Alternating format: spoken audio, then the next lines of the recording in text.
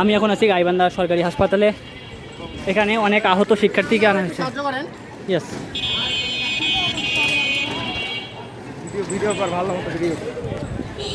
অনেক শিক্ষার্থীকে এখানে আনা হয়েছে। আমরা একটু তাদের অবস্থাটা আপনাদেরকে দেখানোর চেষ্টা করব।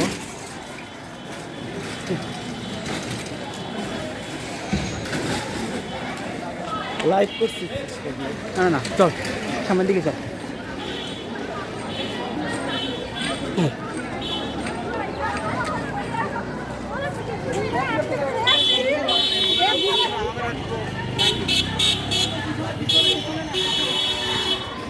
আমরা এখন হসপিটালে এমার্জেন্সিতে যাচ্ছি। দেখতে পাচ্ছেন আরও একজনকে আনা হলো। আসলে এখানে কতজন আহত হচ্ছে বলা কঠিন। আমি নিজে ইতিমধ্যে 30-40 জনকে দেখছি। মানে আসতেইছে।